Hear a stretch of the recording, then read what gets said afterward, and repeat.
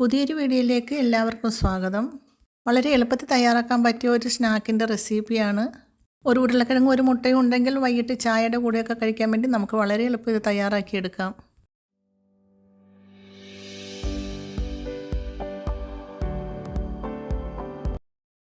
ഈ സ്നാക്ക് റെഡിയാക്കി എടുക്കാൻ വേണ്ടിയിട്ട് ഒരു ഉരുളക്കിഴങ്ങ് തൊലി കളഞ്ഞെടുക്കുക. അതിനുശേഷം ഇതുപോലെ ഒന്ന് അത് ഗ്രേറ്റ് ചെയ്തെടുക്കുക.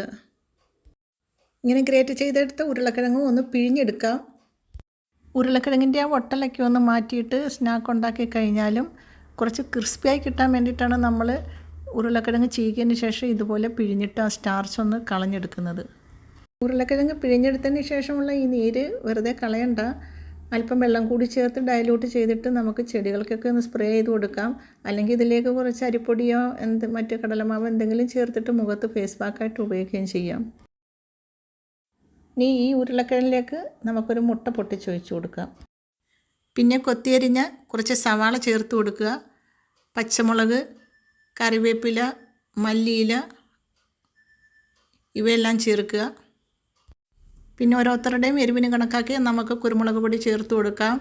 ചില്ലി പൗഡർ ചേർത്ത് കൊടുക്കാം. കാശ്മീരി ചില്ലി പൊടിയാണ് ഞാൻ ഉപയോഗിച്ചിരിക്കുന്നത്. പിന്നെ 1 സ്പൂൺ മൈദയും 1 സ്പൂൺ അരിപ്പൊടിയും ചേർത്ത് കൊടുക്കാം. മൈദ മാത്രം ചേർത്ത് കൊടുത്താലും കുഴപ്പമില്ല. അരിപ്പൊടിയും കൂടി ചേർക്കുമ്പോൾ കുറച്ചൊരു ടൈറ്റായി കിട്ടും. അതിന് വേണ്ടിയിട്ടാണ് അരിപ്പൊടിയും കൂടി ചേർത്ത് കൊടുത്തത്. ഇനി ഇതെല്ലാം കൂടി നന്നായിട്ടൊന്ന് യോജിപ്പിച്ചെടുക്കണം.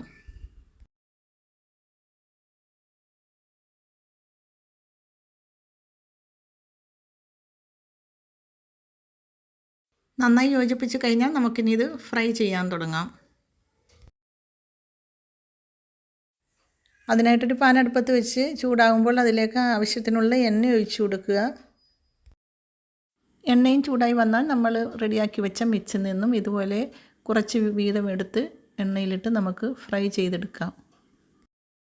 എണ്ണയിലേക്ക് ഇട്ട് കൊടുക്കുമ്പോൾ കൂട്ടി വയ്ക്കാതെ ഇതുപോലെ സ്പൂൺ വെച്ചിട്ട് ചെറുതായിട്ടൊന്നൊക്കെ പരത്തി കൊടുത്ത് ഒരു ഉള്ളിവടയുടെ ഷേപ്പ് കിട്ടുന്ന പോലെ ചെയ്തെടുക്കുക.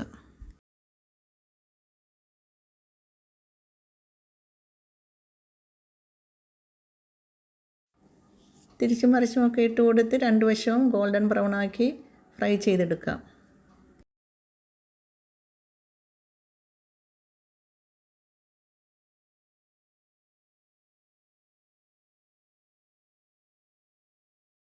ഉരുളക്കിഴങ്ങും മുട്ടയും വീട്ടിലുണ്ടെങ്കിൽ വളരെ എളുപ്പത്തിൽ തന്നെ നമുക്ക് ചായയുടെ കൂടെ കഴിക്കാൻ വേണ്ടി ഈ സ്നാക്ക് റെഡിയാക്കിയെടുക്കാം.